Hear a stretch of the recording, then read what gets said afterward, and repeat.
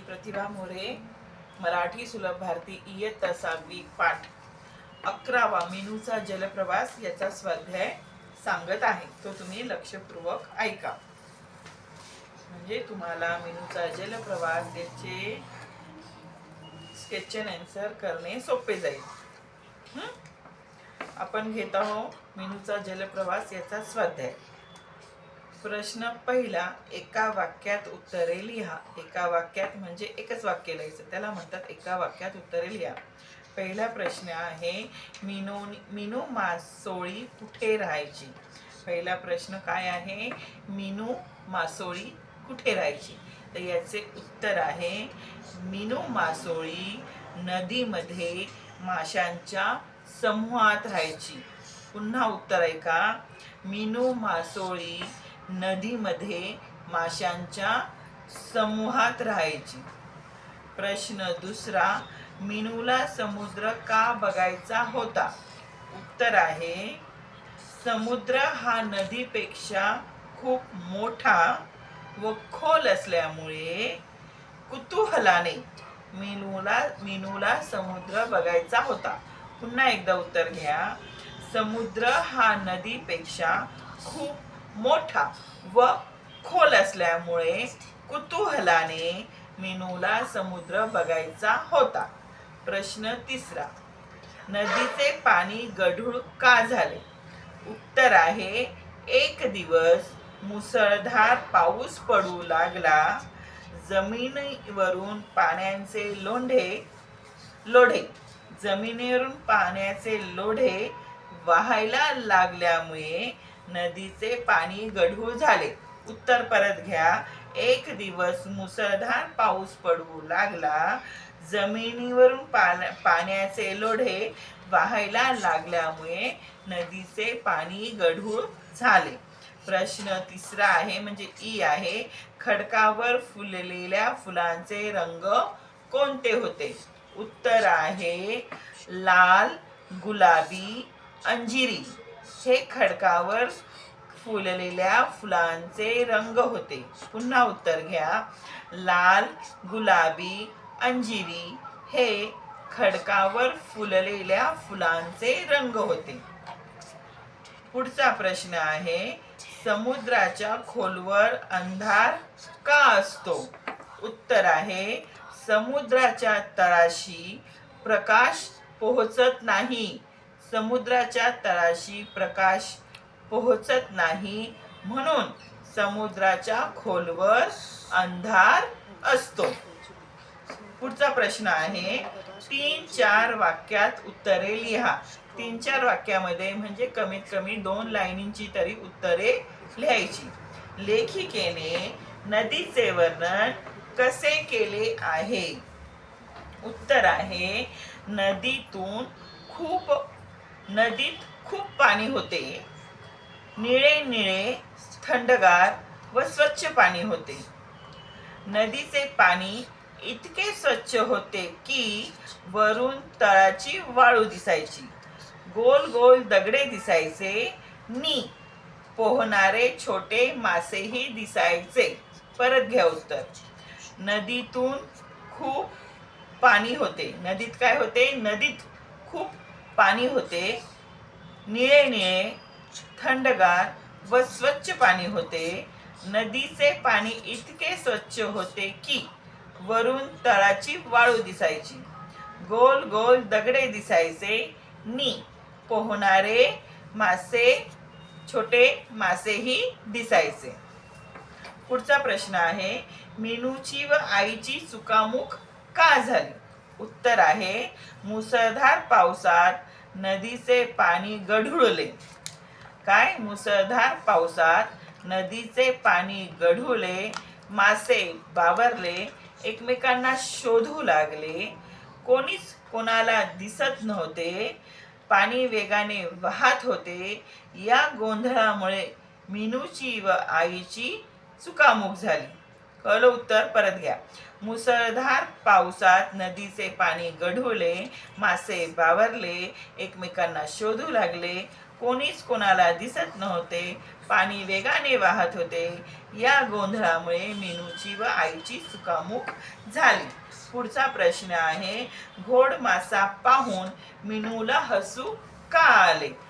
उत्तर घ्या. घोड माशाचे तोंड घोड्यासारखे दिसत होते.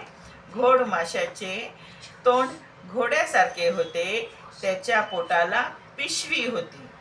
त्यात छोटी छोटी पिल्ले बसलेली होती. हे सारे ध्यान पाहून मीनूला हसू आले. हे सारे ध्यान पाहून मीनूला हसू आले. पुढचा प्रश्न आहे, कोण कोणास म्हणाले ते केव्हा म्हणाले तेही लिहा. म्हणजे कोणी कोणाला म्हणाले ते पण लिहायचं आणि केव्हा म्हणाले ते पण लिहायचं. तर प्रश्न आहे, समुद्र समुद्र म्हणतात तो आला की? उत्तर आहे, असे मीनू स्वतःशीच म्हणाली. असे मीनू स्वतःशीच म्हणाली. केव्हा म्हणाली? जेव्हा मीनू पाण्याबरोबर गिरक्या घेत समुद्राकडे निघाली तेव्हा तिने म्हटले. उत्तर काय आहे? असे मीनू स्वतःशीच म्हणाली जेव्हा मीनू पाण्याबरोबर गिरक्या घेत समुद्राकडे निघाली तेव्हा तिने म्हटले. दुसरं आहे, त्याचं नाव घोडमासा समुद्र घोडा. असे कासवदादा मीनूला म्हणाला जेव्हा मीनूला घोडमासा पाहून हसू आले तेव्हा तिला कासवदादा म्हणाला. पुढे आहे, घाबरू नकोस, हा तर खेकडा. असे कासवदादा मीनूला म्हणाला जेव्हा खेकड्याला पाहून मीनूची घाबरगुंडी उडाली होती तेव्हा.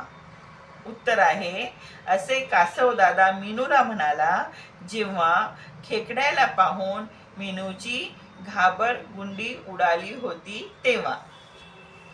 चौथा आहे प्रश्न, कासवदादा चला ना माझ्या बरोबर. असे मीनू कासवदादाला म्हणाली जेव्हा मीनूने नदीकडे येऊन तोंड धुतले तेव्हा. केव्हा कळलं? असे मीनू कासवदादाला म्हणाली जेव्हा मीनूने नदीकडे येऊन तोंड धुतले तेव्हा. पुढचा चौथा प्रश्न आहे, शिंपल्यामध्ये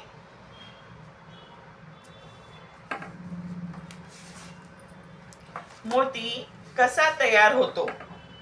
क्रमाने क्रिया लिहा.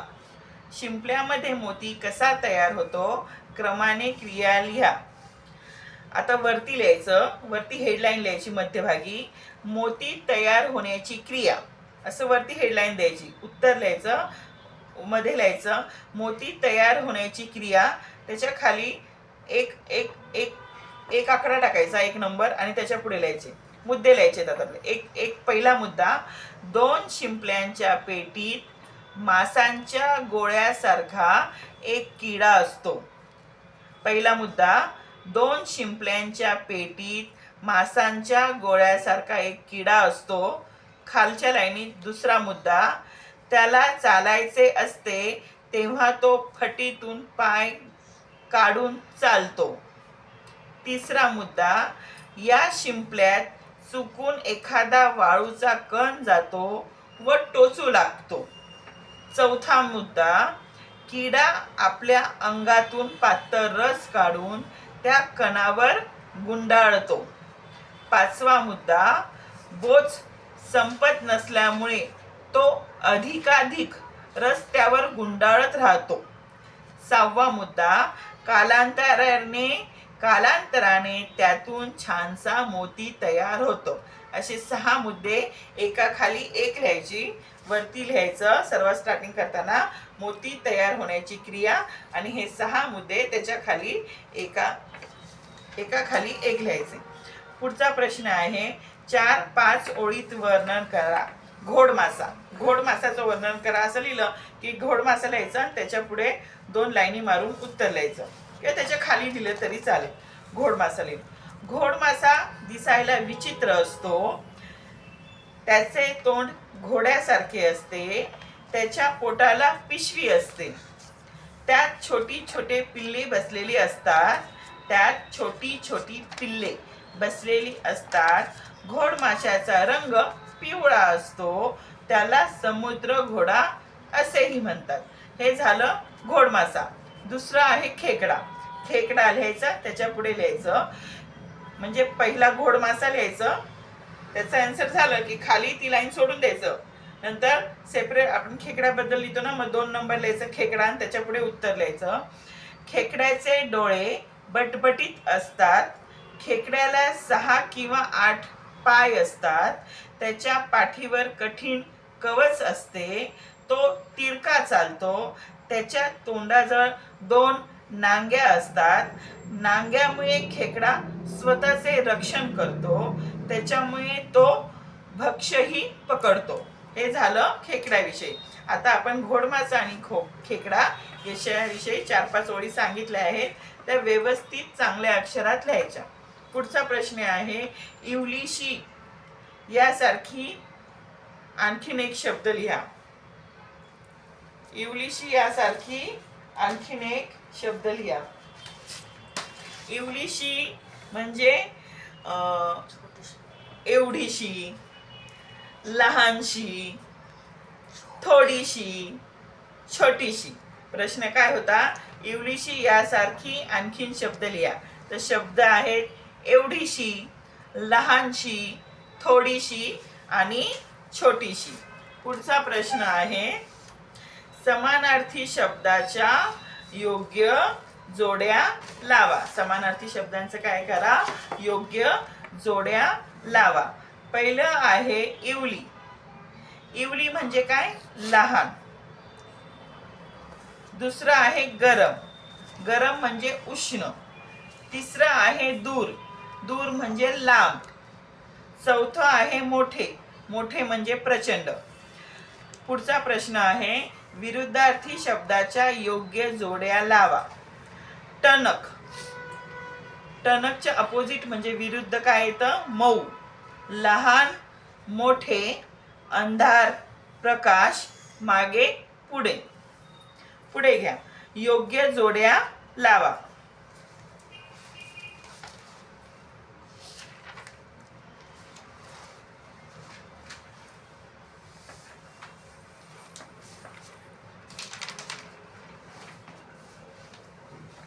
मीनू.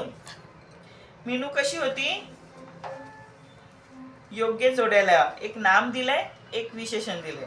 म्हणजे त्याची काय विशेषता होती ते आपण त्या शब्दावरून ओळखून त्याची योग्य जोड्या लावायची. मीनू. मीनू कशी होती, इवलीशी. मीनूची जोडी आहे इवलीशी. पाणी. पाणी कसे होते, खारट. त्याची जोडी आहे खारट. डोळे. डोळे कसे होते, बटबटीत. पाऊस. पाऊस कसा होता, मुसळधार. जोड्या कळलं, मीनू इवलीशी, पाणी खारट, डोळे बटबटीत, पाऊस मुसळधार. पुढचा शब्द आहे, खालील शब्द वाचा आणि समजावून घ्या. हे तुम्ही समजून घेऊ शकता. कळलं? त्याच्या पुढचा आपण प्रश्न घेऊया. तुम्ही मीनू मासोळी आहात अशी कल्पना करून समुद्राची माहिती आईला सांगा.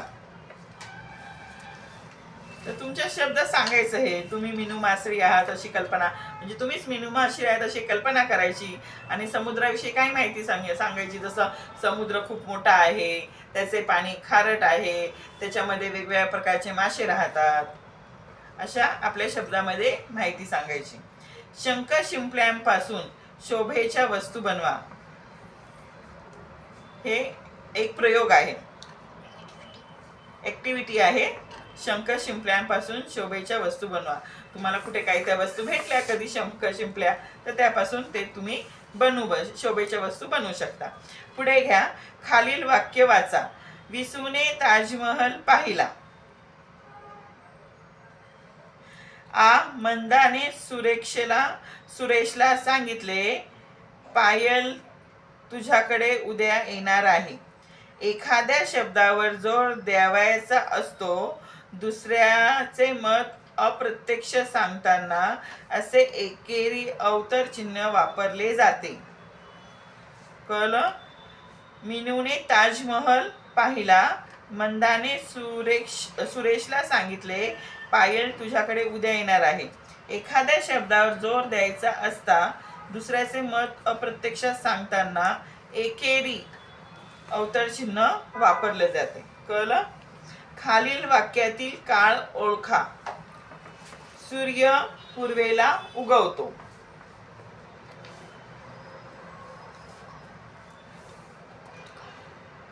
सूर्य पूर्वेला उगवतो हे काय आहे? वर्तमान काळ. उत्तर पटापट लिहून घ्या. खालील वाक्यातील काळ ओळखा. कोणतं काळ आहे? वर्तमान काळ, भूतकाळ का भविष्यकाळ हे ओळखायचं आणि त्याच्या पुढे डॅश करून लिहायचं. सूर्य पूर्वेला उगवतो हे काय आहे? वर्तमान काळ. मला लाडू आवडला हे काय आहे? भूतकाळ. आईचा स्वयंपाक झाला होता हे पण काय? भूतकाळ. जी गोष्ट घडून गेलेली असते तो असतो भूतकाळ. मी गावाला जाईन हे काय? भविष्यकाळ. काय? तो गावाला जाणार आहे. तू का रडतेस हे काय आहे? वर्तमान काळ. ती आता सध्या रडत आहे. तिला त्याने विचारलं तू का रडतेस, म्हणून हे काय आहे? वर्तमान काळ. तू पोहायला शिकणार आहे हे काय? भविष्यकाळ आहे. ती त्याला विचारते तू असं करणार आहे का, तू पोहायला शिकणार आहे का, हे भविष्य, पुढे ते करणार आहे, म्हणून हा आहे भविष्यकाळ. हा, तुम्हाला समजलं मी जे काय स्वाध्याय सांगितला तो? तुम्हाला काही प्रश्न विचारायचे असते तर ते तुम्ही मला कमेंटद्वारे विचारू शकता. आणि तुम्हाला माझा व्हिडिओ आवडला असेल तर नक्कीच लाईक, शेअर आणि सबस्क्राईब करा. तुम्हाला काही अडचण असेल तर कमेंटद्वारे नक्कीच विचारा. धन्यवाद.